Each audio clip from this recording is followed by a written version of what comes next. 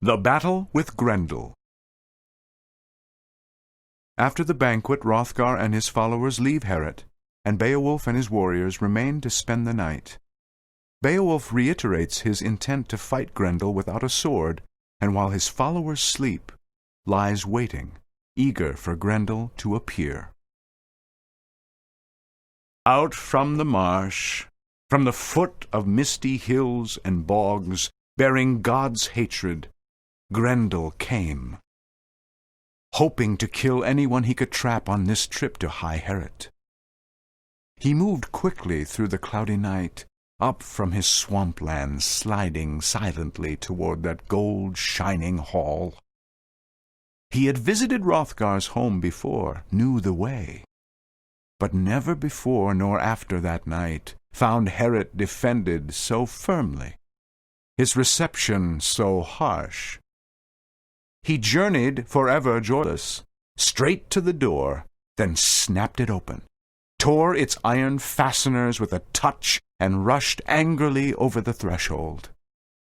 He strode quickly across the inlaid floor, snarling and fierce. His eyes gleamed in the darkness, burned with a gruesome light. Then he stopped, seeing the hall crowded with sleeping warriors, stuffed with rows of young soldiers resting together. And his heart laughed. He relished the sight, intended to tear the life from those bodies by morning. The monster's mind was hot with the thought of food and the feasting his belly would soon know. But fate that night intended Grendel to gnaw the broken bones of his last human supper. Human eyes were watching his evil steps, waiting to see his swift, hard claws. Grendel snatched at the first geat he came to, ripped him apart, cut his body to bits with powerful jaws, drank the blood from his veins, and bolted him down hands and feet. Death and Grendel's great teeth came together, snapping life shut. Then he stepped to another still body, clutched at Beowulf with his claws, grasped at a strong-hearted, wakeful sleeper, and was instantly seized himself. Claws bent back as Beowulf leaned up on one arm. That shepherd of evil, guardian of crime, knew at once that nowhere on earth had he met a man whose hands were harder. His mind was flooded with fear. But nothing could take his talons and himself from that tight, hard grip. Grendel's one thought was to run from Beowulf, flee back to his marsh and hide there. This was a different Herot than the hall he had emptied. But Higlath's follower remembered his final boast, and standing erect, stopped the monster's flight, fastened those claws in his fist till they cracked, clutched Grendel closer.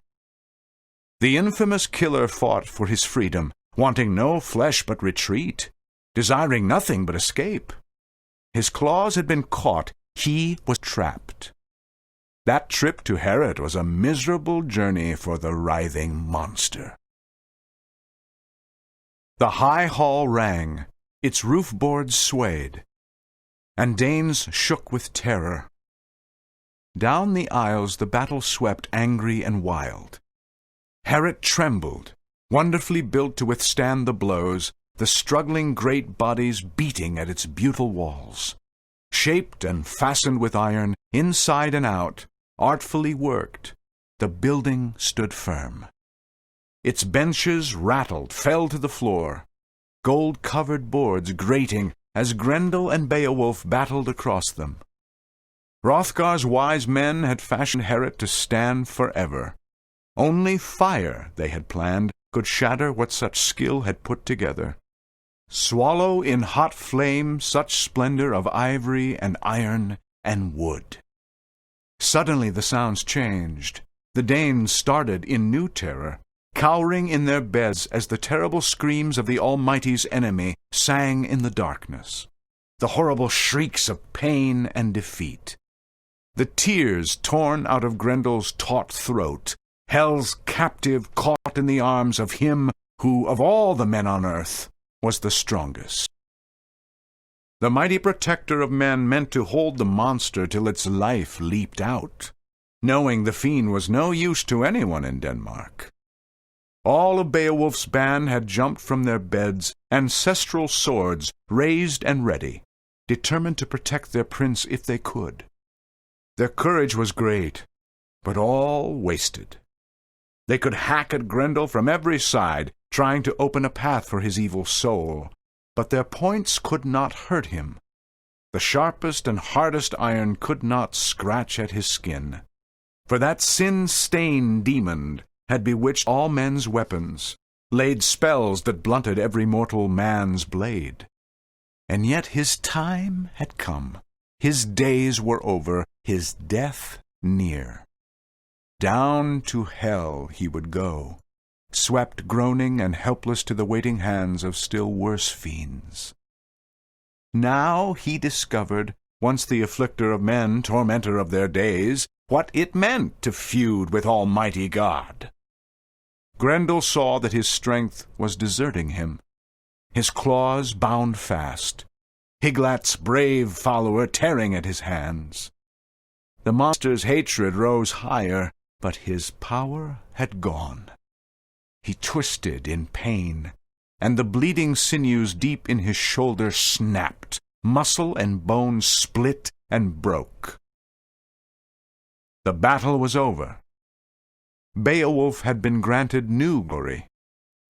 Grendel escaped, but wounded as he was, could flee to his den, his miserable hole at the bottom of the marsh, only to die, to wait for the end of all his days. And after that bloody combat, the Danes laughed with delight. He who had come to them from across the sea, bold and strong-minded, had driven affliction off, purged Herot clean. He was happy now with that night's fierce work. The Danes had been served as he'd boasted he'd serve them. Beowulf, a prince of the Geats, had killed Grendel, ended the grief, the sorrow, the suffering forced on Hrothgar's helpless people by a bloodthirsty fiend. No Dane doubted the victory, for the proof, hanging high from the rafters where Beowulf had hung it, was the monster's arm, claw, and shoulder, and all. And then, in the morning, crowds surrounded Herot, warriors coming to that hall from faraway lands, princes and leaders of men hurrying to behold the monster's great staggering tracks. They gaped with no sense of sorrow, felt no regret for his suffering, went tracing his bloody footprints, his beaten and lonely flight, to the edge of the lake, where he dragged his corpse-like way, doomed and already weary of his vanishing life. The water was bloody, steaming and boiling in horrible, pounding waves, heat sucked from his magic veins. But the swirling surf had covered his death, hidden deep in murky darkness, his miserable end, as hell opened to receive him. Then old and young rejoiced, turned back from that happy pilgrimage, mounted their hard-hooved horses, high-spirited stallions, and drove them slowly toward Herot again, retelling Beowulf's bravery as they jogged along. And over they swore that nowhere on earth, or under the spreading sky, or between the seas, neither south nor north, was there a warrior worthy to rule over men. But no one meant Beowulf's praise to belittle Hrothgar, their kind and gracious king. And sometimes, when the path ran straight and clear, they would let their horses race, red and brown and pale yellow, backs streaming down the road. And sometimes a proud old soldier who had heard songs of the ancient heroes and could sing them all through, story after story, would weave a net of words for Beowulf's victory, tying the knot of his verses smoothly, swiftly into place with a poet's quick skill, singing his new song aloud while he shaped it, and the old songs as well.